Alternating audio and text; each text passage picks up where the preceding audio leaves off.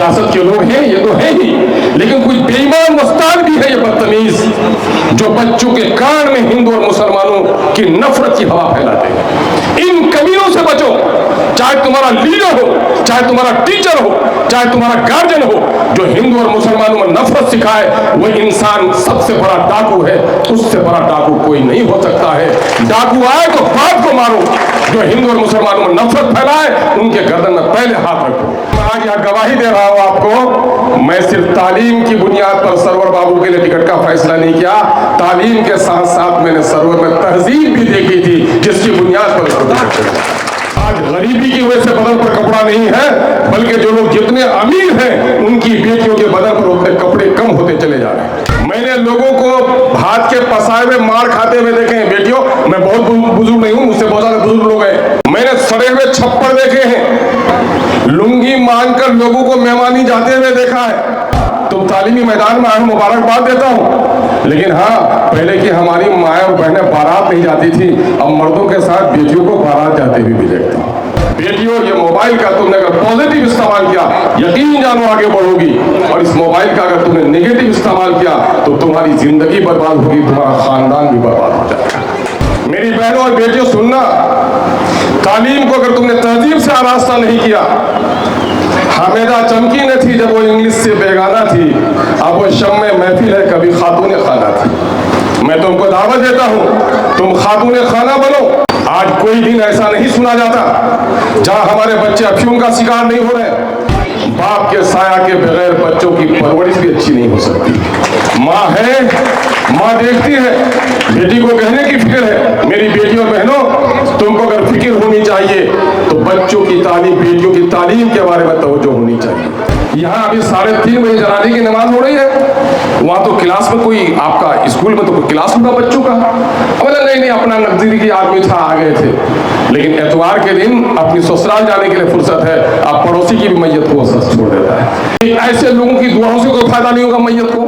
मेरी जिंदगी 62-63 साल की हुई है। मास्टर होता तो मैं रिटायर कर गया होता, और इंशाल्लाह रिटायरमेंट के बाद मास्टरी का रास्ता मैं भी अपना रहा हूँ। सारे बच्चों, अपने रिकॉर्ड को टूटने मत देना, बल्कि जहाँ भी जाना अपने गोल को, निशाने को सामने में रखना, इसलिए कि तुम अपने माँ बाप के हसीन ख्वाबों की ताबीर हो।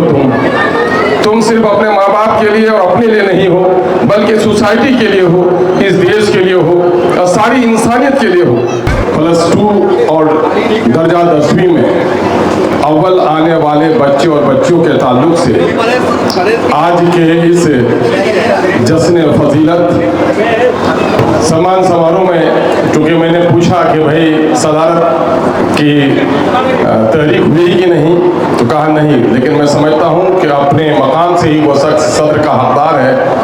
आज के महफिल के सदर जनाबे भाई मुखिया साहिद साहब, खालिद अजीज, मकबूल, जवां साल और पुरअज़्म कायद, नौ मुंतखब रुकन असम्बली कोचा धामन, और आज के इस महफिल के मेज़बान और मुहर्रिक अजीजी सरवर बाबू, दाइश पे तशरीफ़ फरमा सीमांचल में के लिए पैगंबर तालीम भाई जनाब डॉक्टर जुबैर अल हुदवाई साहब, और यहाँ पर तशरीफ़ फरमा इल्म दोस्त अहबाब, आज के महफिल के नज़ामत कर रहे अजीज़ी शहबाज साहब, भाई जनाबे सादिर आलम साहब, साबिक़ हेडमास्टर धनपतगंज, अजीज़ी जहांगीर बाबू, इकबाल साहब, मीना वर्मा साहिबा, अरुण यादव जी, जनाब नादिर साहब, और दिगर हमारे मुअज़्ज़ज़ तरीन सभी असातिज़ा, मुख्तलिफ स्कूलों से आए हुए दिगर टीचर हज़रात, उस स्कूल के तलबा और तालिबात और इलाके के इल्म दोस्त अहबाब, मुझे बेपनाह मुसरत हो रही है कि आज मैं कोचा धामन में उस जश्न को देख रहा हूँ जिसकी तमन्ना दिल में बहुत दिनों से पलती रही है। क्या खूब किसी ने कहा है, आंखें तरसती थी जिनके दीदार को हरदम, वो गुल खिला है आज मेरे चमन में, मेरे चमन में आओ मिलके करें सब आबियारी इस चमन की, फिर न आए कभी खजा मेरे चमन में, मेरे चमन में। आज मैं समझता हूँ कि ये कोचा धामन की खुशनसीबी है कि एक इल्म दोस्त MLA ने तालीम से मोहब्बत का बेपनाह सबूत दिया है। मैं सबसे पहले अपनी गुफ्तगू में उन तमाम तरफ होनहार बच्चे और बच्चियों को जिन लोगों ने 10वीं का इम्तिहान पास किया है और उन तमाम तर बच्चे और बच्चियों को जिन्होंने सबकत हासिल की है, जो टॉपर बने हैं, चाहे कि अपने स्कूल के टॉपर हों, चाहे ब्लॉक के टॉपर हों या ज़िला के टॉपर हों, मैं उनको मुबारकबाद देता हूँ। मैं शुक्रिया अदा करता हूँ स्कूल के टीचर का जिन लोगों ने पत्थर के इन टुकड़ों को तराशने का काम किया। मैं मुबारकबाद देता हूँ उनके वालिदैन को, उनके माता और पिता को जिन लोगों ने अपने बच्चे और बच्चियों की तालीम में तवज्जो दी। यकीनन कहा किसी शायर ने, तकदीर तो पत्थर की भी बदल सकती है, शर्त यह है कि सलीके से उसे तराशा जाए। तो तराशने वाले टीचर होते हैं और सहयोग करने वाले उस्ताद होते हैं।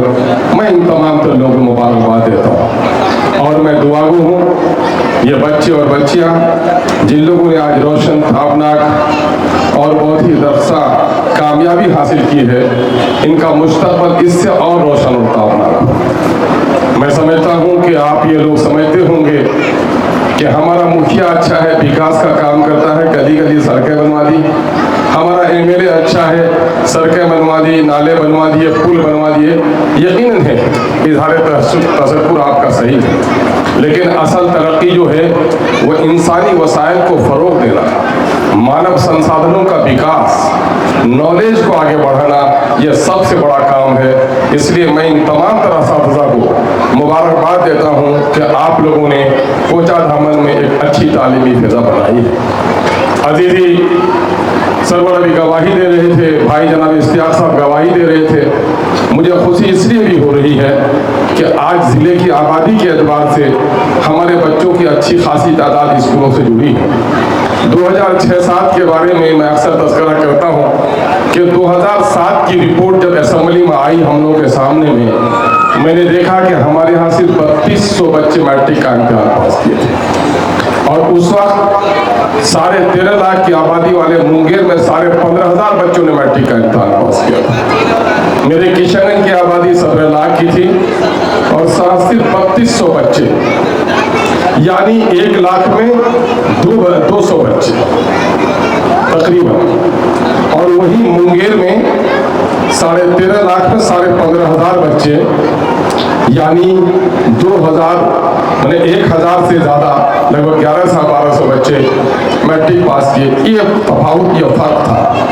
अल्लाह का शुक्र है ये लड़ाई हमने वहाँ लड़ी और मैंने वज़ीर तालीम को निशाना बनाकर कहा, मुख्यमंत्री भी थे, मैंने कहा कि सीमांचल के लोग पढ़ना नहीं चाहते हैं या आप लोग पढ़ने नहीं देना चाहते हैं। मेरा ब्लेम है सरकार पर कि हमें पढ़ने के लिए आप मौका नहीं देना चाहते हैं। आज सबूत के तौर पर मैंने ये आंकड़े पेश किए। गुफ्तगू लंबी थी, मैंने कई ज़िला की तफसील पेश की थी।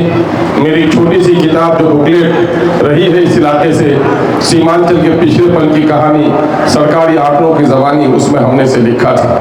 अल्लाह का शुक्र है एक साथ ही 30 हाई स्कूल सेंक्शन हुए थे और गवाह होंगे हमारे टीचर हजरात कि अभी 17-18 में आकर के तमाम तर पंचायतों में लगभग 20 तक आते आते हाई स्कूल हुआ है, लेकिन हमारे यहाँ 2012 में ही हर 5 किलोमीटर पर हाई स्कूल बन चुका था और आज उसके तहत एक रोशन तब्दीली हम महसूस कर रहे हैं।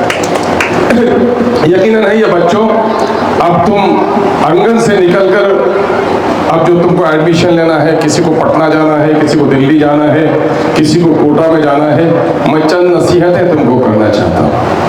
तुम अब तक जो थे अपनी माँ के आगोश में थे, स्कूल जाना, स्कूल से घर को लौट कर आना, कभी अम्मा का डर, कभी पड़ोसी का डर, कभी रिश्तेदारों का डर, बहुत सारे लोग तुम्हारे निगरान करने वाले थे। लेकिन अब जो तुम निकल कर पटना और दिल्ली जाओगे, एक अजनबी सी जगह पे जाओगे।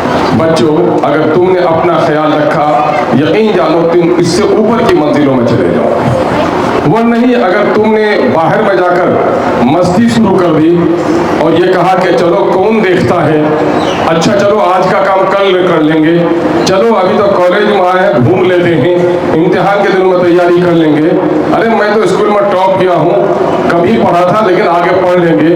अगर तुमने इस काहिली को जगह दी तो बहुत सारे बच्चे टॉप करने वाले होते हैं पीछे रह जाते हैं, और बहुत सारे बच्चे जो कम नंबर लेकर आते हैं, अब वो जब ये सोचते हैं कि मैं मेहनत नहीं करके पीछे रह गया, मेहनत करते हैं तो वो आगे हो जाते हैं। प्यारे बच्चों, अपने रिकॉर्ड को टूटने मत देना, बल्कि जहाँ भी जाना अपने गोल को, निशाने को सामने में रखना, इसलिए कि तुम अपने माँ बाप के हसीन ख्वाबों की ताबीर हो।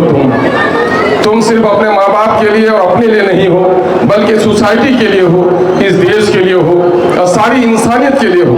जानते हो टीबी की बीमारी होती तो कैंसर से बड़ी बीमारी समझी जाती थी। जिन लोगों ने टीबी की दवाई तलाश कर ली, जिन लोगों ने कैंसर की दवा तलाश कर ली, तुम साइकिल चलाते हो, साइकिल बनाने वाला तो कोई है, हम माइक इस्तेमाल कर रहे हैं, माइक बनाने वाला तो कोई है, कोई आविष्कारक तो हमारे दरमियान में नहीं है। हम आविष्कारों का प्रयोग कर रहे हैं, क्यों न हम आगे के बारे में सोचें। अगर तुमने बड़े ख्वाब सुने तो यकीनन है कि तुम बेचैन हो जाओगे और कामयाब हो जाओगे। एपीजे अब्दुल कलाम, अबुल पाकिर का नाम तुम लोग सुनते रहे हो, क्या था?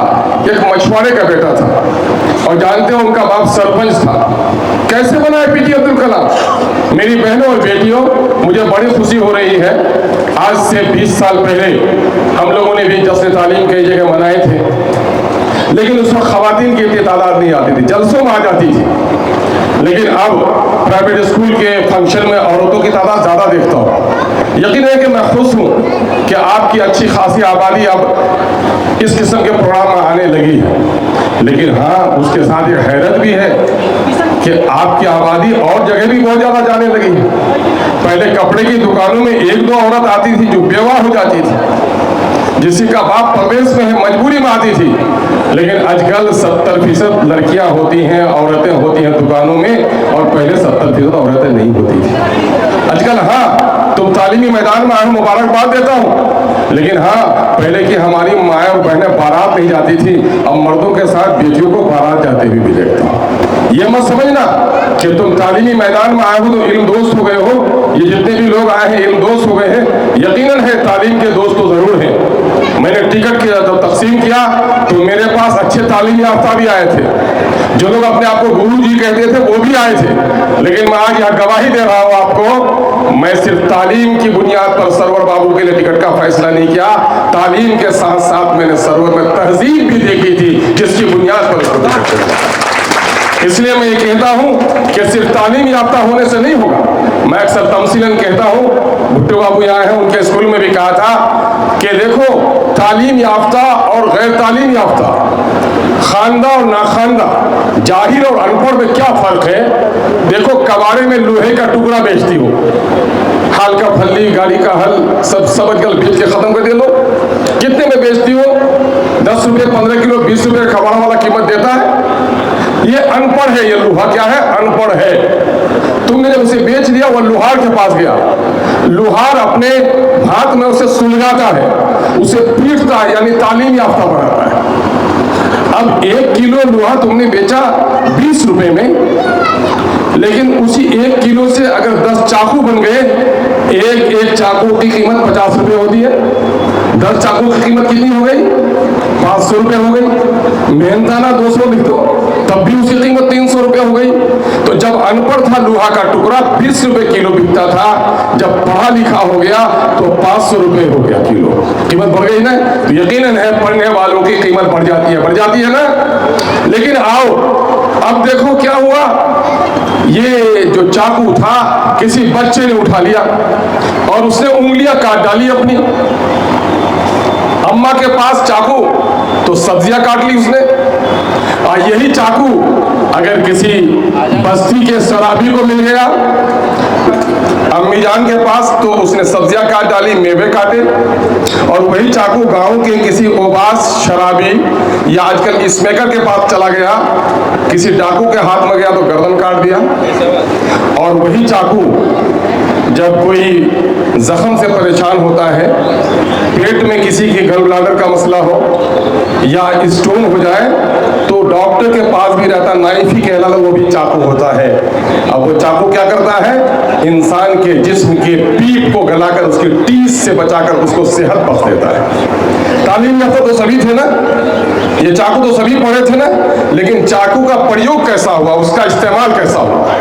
आज लोग कहते हैं बच्चे को पढ़ाना है, यकीनन पढ़ाना है, लेकिन अगर बच्चे तहजीब याफ्ता नहीं हुए तो बगैर लगाम के जिस तरह से घोड़ा होता है वही उसी तरह से गैर तहजीब याफ्ता तालीम याफ्ता भी बेलगाम के घोड़े की तरह। अब मैं बताऊं आपको, कर्मचारी के साथ दलाली करने वाला कौन है? गांव का कोई अनुभव है क्या? है सोमवारी, जुमराती, बुद्धू कोई है उनके साथ? उनके साथ कौन है? सारे पढ़े लिखे लोग। बेटी को जहेज के लिए तरपाने वाला कौन है? कल्लू भद्दू नहीं, मास्टर साहब, इंजीनियर साहब, डॉक्टर साहब। और मोबाइल पर भागने वाले कौन लोग हैं ज्यादा? गांव की अनपढ़ बेटियां नहीं, पढ़ी लिखी बेटी। मेरी बहनों और बेटियों सुनना, तालीम को अगर तुमने तहजीब से आरास्ता नहीं किया, हामिदा चमकी न थी जब वो इंग्लिश से बेगाना थी, अब वो शम में महफिल है कभी खातून खाना थी। मैं तुमको दावत देता हूँ, तुम खातून खाना बनो। तुम गांव की इज्जत आबरू ही नहीं, अपने माँ बाप के वकार से भी तुम्हारा ताल्लुक है। आज कोई दिन ऐसा नहीं सुना जाता जहां हमारे बच्चे अफीम का शिकार नहीं हो रहे। कोई दिन ऐसा नहीं सुना जाता जहां बच्चे शराब नहीं पी रहे। कोई दिन ऐसा नहीं सुना जाता कि बेटियां खुदकुशी नहीं कर रही हैं। कोई दिन ऐसा नहीं गुजरता जितना बेटी और बेटियों के फरार होने की सूचना आती है। गांव के लोगों, समाज में तब्दीली आई है।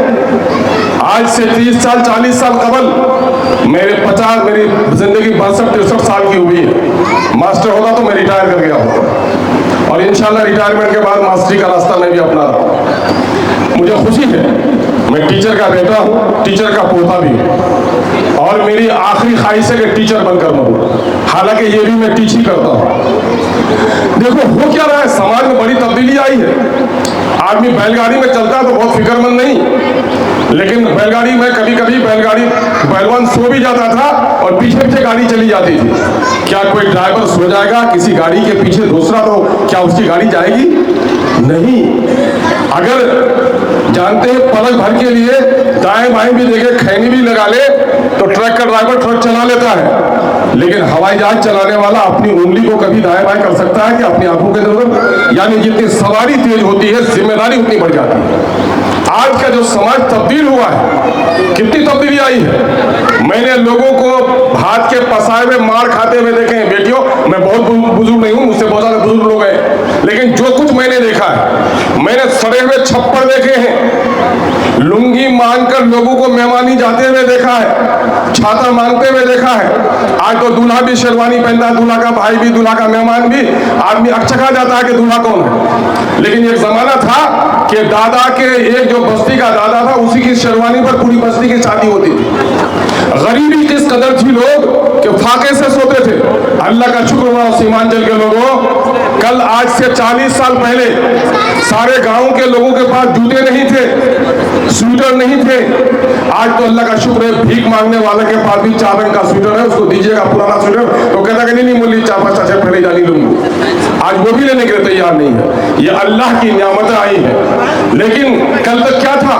कल तक जो गरीब थी, गुर्बत की वजह से बेटी के लिए कपड़े नहीं खरीद पाए बाप, तो उनका कुर्ता फटा, उनको दुपट्टा नहीं होता था। लेकिन आज अल्लाह ने हमको दौलत दी है, तो आज गरीबी की वजह से बदन पर कपड़ा नहीं है, बल्कि जो लोग जितने अमीर हैं उनकी बेटियों के बदन पर उतने कपड़े कम होते चले जा रहे हैं। मेरी बेटियों और बहनों, मैं नसीहत करने का हक रखता हूँ। मैं इस वक्त बाप भी नहीं हूँ, नाना भी बन चुका हूँ, इसलिए मेरी नसीहतों को तुमको कहने का मुझे हक भी है और तुम्हें सुनना चाहिए। इस वक्त अगर तुम माओ बहनों बेटियों, दुनिया की इज्जत तुम्ही से है, मलकों की बस्ती हो तुम्ही, कौमों की इज्जत तुम्ही से है। आज का क्या है? आज से 40 साल पहले चाहे कल्लू हो, भद्दू हो, मास्टर साहब हो, सब लोग घर में रहते थे। नौकरी करके आए तो घर आ गए 4 बजे, खेत से आए तो आ गए शाम को। बेटा क्या है, बेटी क्या है, सब पर नजर रहती थी। एक ही बड़ा सा आंगन था, 7-8 घर था। बाप नहीं तो चाचा था, चाचा नहीं तो चाची थी, नहीं तो दादी थी। आज हर एक का आंगन अलग अलग हो गया है। हर बहू चाहती है कि हम अलग आंगन में रहें, और नतीजा क्या हुआ है कि आज सबका बाप, 70% बच्चों का बाप आज दिल्ली में है, पंजाब में है। नतीजा ये होता है कि बाप के गायब आने में हमारे बच्चे पल रहे हैं, और नतीजा ये है कि जिस तरह से धूप के बगैर फसल अच्छी नहीं हो सकती, बाप के साया के बगैर बच्चों की परवरिश भी अच्छी नहीं हो सकती। माँ है, माँ देखती है, बेटी को कहने की फिक्र है। मेरी बेटियों बहनों, तुमको अगर फिक्र होनी चाहिए तो बच्चों की तालीम, बेटियों की तालीम के बारे में तवज्जो होनी चाहिए। इस तालीम के लिए तुम खपा दो। ये मोबाइल इस वक्त का सबसे बड़ी नियामत है अल्लाह की, और इस वक्त का सबसे बड़ा अजाब भी है ना। चावल में एक अफसर को डांटा था एक मरतबे, नजीर साहब नहीं है हमारे, वो होते तो गवाही देते।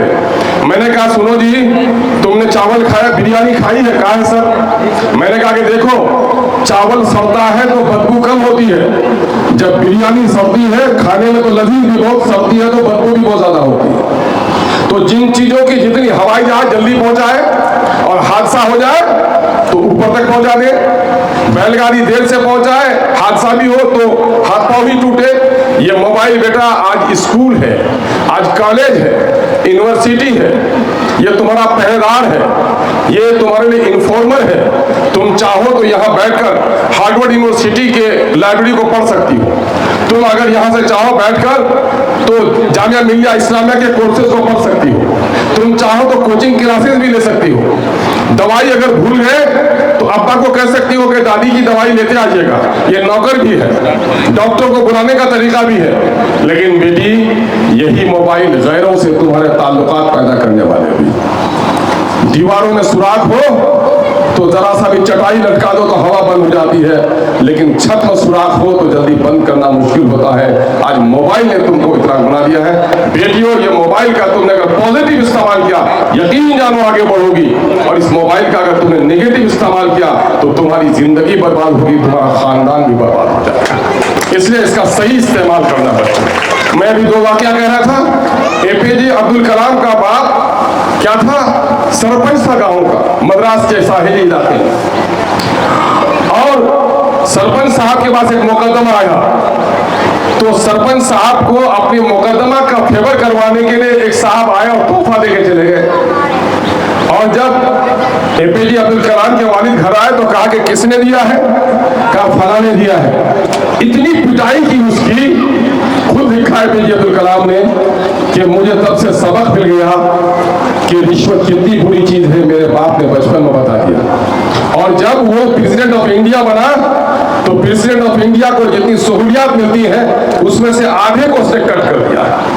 और एपीजे अब्दुल कलाम को वक्त के वजीर आजम ने जब फोन किया तो एपीजे अब्दुल कलाम क्लास ले रहे थे। कहा सर फोन आया है। कहा किन का फोन आया है? कहा कि वाजपेयी जी का फोन आया है। कहा कि जरा ठहरने बोलो, मैं अभी बच्चों को क्लास ले रहा हूँ। अपने फर्ज पर इतना गुमान था उस शख्स को कि वक्त के वजीर आजम की भी परवाह नहीं की, इतना अच्छा टीचर था। बेटी कैसे बने ये तरबियत से बने अपने वालिदैन की। इनकी तरबियत कैसी हुई थी? अल्लामा इकबाल का नाम सुना है बुजुर्गों, हमारे आलिमों ने भी तो पढ़े होंगे। अल्लामा इकबाल, मेरी बेटियों बहनों तुम्हारे लिए कह रहा हूँ, अल्लामा इकबाल माँ के पेट में थे। उनके वालिद का एक पेशा था जिनके में शक था उनकी माँ को कि इसमें सूदी कारोबार है। अपने शौहर को कहा आप उस काम को छोड़ दीजिए, उस काम को छोड़ दीजिए, मैं बहुत परेशान हूँ, मेरे जिस्म में बच्चे हैं, क्या असर पड़ेगा? शौहर ने कहा अच्छा दूसरा काम मिलेगा छोड़ दूंगा, दूसरा काम मिलेगा छोड़ दूंगा। इस दरमियान में अल्लामा इकबाल की पैदाइश हो गई। अल्लामा इकबाल की पैदाइश हो गई तो दूध पीता बच्चा माँ सीने से लगाती है, लेकिन कुर्बान जाओ अल्लामा इकबाल की माँ पर। अल्लामा इकबाल की माँ ने अपनी कान की बालियां बेची, एक पड़ोसन को दिया कि अभी ताज़ा जनी हुई कोई बकरी है तो ले आओ। बकरी ले आई वो, और बकरी का दूध अल्लामा इकबाल को पिलाया। शौहर ने कहा अरे सीने से लगा लो, मैं कारोबार छोड़ दूंगा। कहा नहीं, कहते मैं मजबूर थी, बच्चा मेरे पेट में था, मैं तुम्हारे खुराक से बच्चे की परवरिश करती थी। आज मेरा बच्चा मेरे जिस्म से अलग हो गया है, मैं ये खुराक खाने नहीं दूंगी जिस पर मुझे शक है। तब अल्लामा इकबाल इतना बड़ा बुजुर्ग बना। और आज रिश्वत के पैसों से जेवर लेने वाले, जहेज के लूट के पैसे से गाड़ी खरीदने वाले, हरामखोरी करके पैसा कमाने वाले, क्या हमारे बच्चे ऐसे हो सकते हैं? यकीन जानो, तमन्नाओं से तकदीर नहीं बदलती, तकदीर तो बदलती है इंसान को नेक रास्ते पर चलने से। अल्लाह हम सबको नेक रास्ते की तौफीक अता फरमाए। मेरे बच्चों, अभी कहा जुबैर हुदवाई साहब ने, अभी आपको कहा कि आज के दिन में हमारे यहाँ सुरजापुरी खास करके कल्चर में 2-3 चीजें हैं। किसी बच्चे को पूछिए क्या बोलोगे? डॉक्टर। किसी बच्चे को पूछिए तो इंजीनियर। आजकल इंजीनियर का भाव कम हो गया है। आजकल कुछ दिनों से यूपीएससी, तो बच्चा बगैर सोचे समझे बोल देता है कि हम आईएएस बनेंगे। उस बेचारे को ख्वाब है, अच्छा है, ये ख्वाब देखना चाहिए। लेकिन सिर्फ रवायती तालीम, यही डॉक्टर, यही इंजीनियर नहीं, इतने सारे कोर्सेज हैं। और सही कहा जनाब जुबैर साहब ने, अगर बच्चा पढ़ना चाहता है, मैं 2500 बेवा के लिए मैं गवाही दे रहा हूं अभी कि केरल में ही इनके यहाँ स्कूल है यतीम बच्चों का, अलीगढ़ में यतीम बच्चों का स्कूल है, और 2 जगह पर गया में भी है। बेटा हो या बेटी, अगर बाप मर जाता है तो उसकी पूरी तालीम, उसका पूरा खर्च, उसकी किताबें, उसकी कापियां, उसकी दवाई, उसके मलबूसा, सबके लिए अदारे ने जिम्मेदारी ले ली। कई जगह हुआ, अभी हमारे यतीम बच्चा पढ़ के आया केरल से, बेहतरीन अंग्रेजी बोलता है। अभी एक बच्चा है हमारा हलामाला का, शुएब बाबू, बड़े घर के भी अच्छे हैं वो लोग, लेकिन उसकी माँ की ख्वाहिश थी कि मैं पढ़ूं, बेहतरीन तालीम हासिल कर रहा है। कई बच्चे हैं अलीगढ़ स्कूल के यतीम स्कूल में पढ़े और बेहतरीन तालीम हासिल कर रहे हैं। अभी अलीगढ़ यूनिवर्सिटी में डीन है, और वो यतीम खाना गया से पढ़े हुए लोग हैं। तो आज अगर यतीम भी हो जाए बच्चे, और फिर ऐलान करता हूँ, यकीनन है कि जुबैर साहब भी यहाँ पर हैं, मैं भी हूँ, इस इलाके में जो भी यतीम बच्चे और बच्चियां हैं 8-10 साल की उम्र की, अगर उसकी मां नेक है, पढ़ाना चाहती है, तो मेरी बहनों हम उसके जिम्मेदार हैं, आपको पढ़ाने के लिए तैयार है जहां तक आपका बच्चा पढ़ना चाहिए। लेकिन आप बच्चे के लिए टिकट का पैसा दे दिया, कपड़ा का पैसा दे दिया, उसकी माँ ये कहते मीरो थी अपना बाबू रहते बानी तो रहो, तुम उसकी दुश्मन हो। कैसी दुश्मन हो कि तुमने सुना होगा अब्दुल कादिर जिलानी रहमतुल्लाह अलैह का नाम। उस जमाने में न खुतूत थे लिखे जाते थे आसानी से, न उस जमाने में मोबाइल था। उस जमाने में माँ ने पढ़ने के लिए भेजा, और डाकुओं का वाकया सुना होगा। डाकुओं ने जब पकड़ा, कारवां को लूटा, और जब इनसे पूछा तुम्हारे पास क्या है, ये नन्ना चाहता तो कह देता मेरे पास कुछ नहीं है, कहा मेरे पास भी कुछ असरफियां हैं। कहा है क्यों मजाक करता है?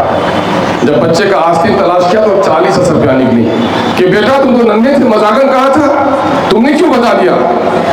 तुम तो जान रहे हो कि हमें पता लग जाएगा, हम डाकू हम सामान लूट लेते हैं, तुम्हारी असरफियां ले लेंगे।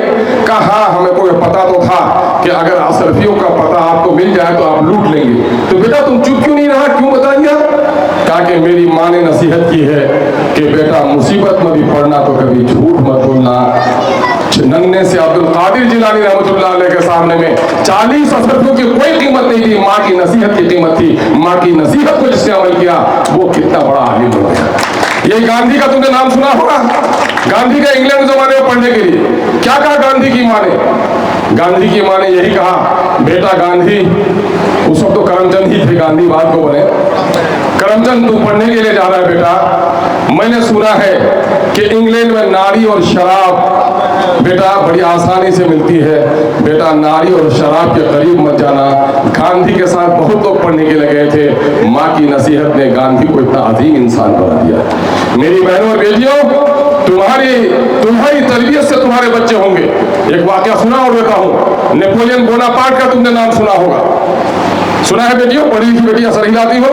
नेपोलियन बोनापार्ट एक मोटे जंग में फतेहयाब हुआ, तो उसने चाहा जिस तरह तुम लोग सम्मान के लिए बुलाई गई हुआ, तो सम्मान करने के लिए अपने फौजों को बुलाया, बड़ा जलसा उसने किया, और नेपोलियन बोनापार्ट मंच पे बैठा हुआ था, उसने देखा कि बुढ़िया वहां पर खड़ी है, तो अपने सिपाही को कहा कि जाके देखो कोई हाजतमंद बुढ़िया है, उसकी कोई जरूरत है, सुन के आओ। वहां से सिपाही लौट के आया कि हुजूर वो हाजतमंद बुढ़िया कोई सामान लेने नहीं आई है, जिस सिपाही को इनाम देना चाहते हैं वो उसकी माँ है। कहा जाता है कि नेपोलियन बोनापार्ट ने उस औरत को बुलाया और मंच से उतरकर अपनी पगड़ी उसके सर पर रख दी और वहीं पर कहा, good give me a good mother, I will give U a good nation. तुम मुझे एक अच्छी माँ दो, मैं तुम्हें एक बेहतरीन कौम दूंगा। इसलिए बेटियों, अभी कहा किसी बच्चे से कि रे तुम लोग हो जन्नत और जहन्नम तो सुनते हो, जन्नत की मिट्टी में खुशबू बहुत होगी, जन्नत की मिट्टी कोई ला सकते हो तो कल लेके आना। तो बच्चे जब कल आए तो सभी बच्चों का बस्ता खाली था। एक बच्चा कहा, हुजूर मैं जन्नत की मिट्टी लेकर आया हूं। तो कहा, कहाँ मिली है मिट्टी? तो कहा, आपने पढ़ाया था माँ के कदमों तुले जन्नत है, मैं अपने माँ के कदमों के नीचे की मिट्टी लेकर आया। मेरी बहनों, तुम्हारा मकाम कितना बड़ा है, इसलिए आओ एक कोचा हमन को अच्छा कोचा हमन, एक अच्छा समाज, हिंदू और मुसलमानों के दरमियान में मिलकर रहने वाला समाज। कल तक, आज से 40 साल पहले दुर्गा पूजा में हम जगहों की मिठाइयाँ खाते, वो आकर ईद में हमारे यहाँ सेवैयाँ खाते, हम जैसे लोगों ने और तुम्हारे कुछ मनहूस टीचरों ने भी। ये जो सियासत के लोग हैं ये तो है ही, लेकिन कुछ बेईमान मुस्ताद भी है ये बदतमीज, जो बच्चों के कान में हिंदू और मुसलमानों की नफरत की हवा फैलाते हैं। इन कमीनों से बचो, चाहे तुम्हारा लीडर हो, चाहे तुम्हारा टीचर हो, चाहे तुम्हारा गार्जियन हो, जो हिंदू और मुसलमानों में नफरत सिखाए वो इंसान सबसे बड़ा डाकू है, उससे बड़ा डाकू कोई नहीं हो सकता है। डाकू आए तो बाप को मारो, जो हिंदू और मुसलमानों में नफरत फैलाए उनके गर्दन में पहले हाथ रखो। टीचरों को भी मैं कहता हूं, मैं टीचरों के हक के लिए लड़ता हूं, मैं दोनों तरफ से मारा जाता हूं। जाहिर तंग नजर ने मुझे काफिर जाना और काफिर ये कहता है कि मुसलमान हूं। मैं जब टीचरों के हक की लड़ाई लड़ता हूं तो लोग कहते हैं अख्तर ईमान बड़ा अच्छा नहीं, नेताजी आप अच्छा कर रहे हैं। जब कहता हूं 3:30 बजे गुरुजी क्यों है यहाँ पर, अरे यही सब तो बात आपकी खराब है। मैंने कहा कि अरे भाई यहाँ अभी 3:30 बजे जनाजे की नमाज हो रही है, वहां तो क्लास में कोई आपका स्कूल में तो कोई क्लास होगा बच्चों का? बोले नहीं, अपना नजदीकी आदमी था आ गए थे, लेकिन एतवार के दिन अपनी ससुराल जाने के लिए फुर्सत है, आप पड़ोसी की भी मैयत को छोड़ देता है। यकीन जानो मैं तुम्हारा भाई हूं, मैं इसकी परवाह नहीं करता कि मेरी बातें तल्ख होंगी या बुरी होंगी। मैं इस जिम्मेदारी को समझता हूं कि अल्लाह तबारक तआला ने जो सलाहियतें दी है वो कौम तक पहुंचानी चाहिए। मेरे अजीजों, अगर कहीं मजबूरी हो, इदारे के करीब हो, तो वहाँ अपने बच्चों को लेके भी आप जनाजे की नमाज पढ़ लीजिए, लेकिन स्कूल के औकात को छोड़कर अगर जाकर 3 किलोमीटर 4 किलोमीटर आप जाकर जनाजे की नमाज पढ़ते हैं और अपने बच्चों का हक मार देते हैं, इन बच्चों के हक की वजह से एक तो ये है कि ऐसे लोगों की दुआओं से कोई फायदा नहीं होगा मैयत को, इसलिए कि वो नाजायज करके आया है। और दूसरा मामला ये होगा कि आप पर नमाज फर्ज है 5 वक्ता और ये जनाजे की नमाज फर्ज किफाया है, तो आप फर्ज किफाया में अपने फर्ज को छोड़ के जा रहे हैं, तो उस आदमी को क्या कहिएगा जो अपनी तहबंद को फाड़ दे और टोपी पहन ले? तो ऐसे ही लोग होते हैं जो तहबंद का ख्याल नहीं रखते और टोपी पहनते हैं। ऐसा हमको नहीं करना चाहिए। एक अच्छा प्रोग्राम हुआ है आप लोगों के पढ़ने के लिए, जो स्कॉलरशिप मिलेंगे, जो दिक्कत कहीं होगी, सरवर साहब ने कहा है हम लोग खड़े हैं, सड़क टूट जाएगी बन जाएगी, पुल टूट जाएगा बन जाएगा, लेकिन प्यारे बच्चों अगर तुम्हारे हौसले टूट गए तो हम तुम्हारे हौसले को दोबारा नहीं ला सकते हैं। इसलिए आप पढ़िए, अख्तर ईमान से बड़े बनिए, सरवर से बड़े बनिए, इस इलाके का नाम रोशन कीजिए। अभी हमारे इस इलाके के कई बच्चे हैं IIT में अच्छा काम किया है, और आज ईमानदारी से बोलो मेरी माएँ बहनें जिनके बच्चों को आज यहाँ इनाम मिलेगा, आपका दिल कितना बड़ा है। अगर किसी के कान में 10 भर सोना भी होगा और आपकी साड़ी पुरानी भी होगी, जितनी आपको मुसर्रत होगी उस 10 भर सोना वाले को नहीं हो सकती है। आखिर में एक बात कह के जाता हूँ बच्चियों, एक बात कह के जाता हूँ कि कहा था नेल्सन मंडेला ने कि गरीबी के खिलाफ लड़ने के लिए अगर कोई वेपन है, हथियार है, वो तालीम है। इस वक्त मैं अक्सर बोलता हूँ, हर जन की अब कम हो गया है, अब तो लड़के वाले का मुतालबा कम है जहेज का। हमारे समाज के कुछ हरामखोर लोग हैं जिनकी कमाई अक्सर गलत होगी, वो लोग अब ज्यादा जहेज देकर के अपनी नाकूची करना चाहते हैं। हालांकि आजकल हुस्न को, आजकल एक्टिवनेस को इतना परवान चढ़ा दिया है कि आदमी, लड़का चाहता है दिल्ली पंजाब में रहने वाला कि नहीं मेरी दुल्हन थोड़ी पढ़ी लिखी हो जाए, थोड़ी सी एक्टिव हो जाए, उसी पर वो लट्टू हो जाता है। लेकिन लड़की का बाप 6 महीना निकाह पढ़ा करके भी वो रुखसती देने के लिए तैयार नहीं है। आखिरी बेटी से वो बहुत शौक है, जमीन बेचकर 4 चक्के दे रहे हो। कुतिया अपने बच्चे को नहीं मारती, दूध पिलाती है कुतिया, जब दुबली हो जाती है दूध पिलाती है कुतिया। उस जमाने में बावर्ची खाने में बहुत सामान चुरा के खाती है, बच्चों के खाती है, डंडे भी खाती है। लेकिन किसी कुतिया ने कुत्ती को नहीं मारा, बच्चे को नहीं मारा। लेकिन मेरी बेटी और बहनों, आज मद्रास का पालना घर है और हर सुबह वहां पर बच्चे फेंक कर लोग जाते हैं। आज कोई चीज जो जहेज ने हमारे समाज को इतना भुला दिया है, और साड़ियों के फैशन ने। और एक चीज और आई है कि गंवार को दौलत हो तो मियां साहब को फेस करना चाहता है। आजकल लोग घरों में ऐसा लगाने लगा है पत्थर, लगता है कि कब्रिस्तान को जाना ही नहीं है। सद्दार से बेहतर घर नहीं बना सकते हो, सद्दार भी अपने घर में न रह सका। जरूरत के लायक घर बनाओ, जरूरत के लायक कपड़े का इस्तेमाल करो, खाने पीने में एहतियात बरतो। तुमको 2 चीज होना है इस इलाके में। ये इलाका आतिश फसा के दहाने पे खड़ा है। बेटी और बहनों सुन लो, इस इलाके में दुश्मनों की बड़ी नजर है। अभी यूटी बनाने की बात कही जा रही है, तुम इसका मुकाबला कैसे कर सकते हो? संगमरमर के पत्थरों से नहीं कर सकते हो। तुम्हारे भाई के, तुम्हारे बेटे के कमर पर कल रस्सी लगेगी, तुम्हारे घर का संगमरमर, तुम्हारे कान की बालियां काम नहीं आएंगी। तुम अगर तालीम याफ्ता होगी तो बोलोगी कि मेरे भाई को गिरफ्तार कर रहे हो, वारंट दिखाओ। मेरे घर की तलाशी ले रहे हो, सर्च वारंट दिखाओ। तुमको होना पड़ेगा। यकीन जानो, इस मुल्क में आज नफरत की फैला फैलाई जा रही है। मैं हिंदू मुस्लिम साथियों से कहता हूं कि अपना सीमांचल जो पुरअमन है, इस अमन को कायम रखने के लिए हमको तालीम याफ्ता बनना पड़ेगा, घर के खर्च कम करने पड़ेंगे, तालीम अच्छी देनी पड़ेगी। और अगर हमने ऐसा किया तो यकीनन है कि हमारा समाज अच्छा बनेगा। दिल की गहराइयों से एक बार फिर मुबारकबाद देता हूँ इस नसीहत के साथ कि आओ हम तालीम हासिल करें। और तालीम के रास्ते में एक बात, जो प्राइवेट स्कूल वाले भी काम कर रहे हैं, एक बात कह दूं मैं, अभी हमारे यहाँ 3-4 किस्म के तालीम है। एक मदरसे का तालीम है जो सरकारी मदरसे का है। तो सरकारी मदरसे का हाल क्या है, तो उसके बारे में मुझको कहने की क्या जरूरत है, वो तो आप लोग अच्छी तरह से जानते हैं। अगर हम बोले कौवा, तो आप तो समझेंगे काला, आप कहने की जरूरत है कौवा काला होता है। 2-4% मदरसे अच्छे हैं, यकीनन वो काबिल तारीफ है। लेकिन बेशतर मदरसे, मैं वस्ताद को भी नहीं कहूँगा, मस्ते को बर्बाद किया सेक्रेटरी और सदर लोगों ने अपने दामाद और अपने बेटे को बहाल करके। और उस पर हुकूमत ने कि मुसलमान अनपढ़ रह जाए, आज मदरसे में बहाली नहीं हो रही। दूसरा मदरसा है निजामिया मदरसे का, तनख्वाह 1200, लेकिन वहाँ मदरसे का टीचर का कपड़ा भी देखिएगा एकदम सफ़ेद, जिसको सुरजापुरी में कहिए चुन देखिएगा। और उसके बाद देखिएगा बच्चे पढ़ते हैं, लेकिन जब बच्चे पढ़ के आते हैं, इन बेचारों को सिवाय मस्जिद और मदरसे के दूसरा मौका नहीं मिलता। एक तीसरा है मिशनरीज के स्कूल, जो चाहे ईसाई मिशनरीज के स्कूल हो या अदर मजहब के मिशनरीज स्कूल हो, उस स्कूलों का तालीमी मेयार अच्छा होता है क्योंकि मिशन से जुड़ा हुआ होता है।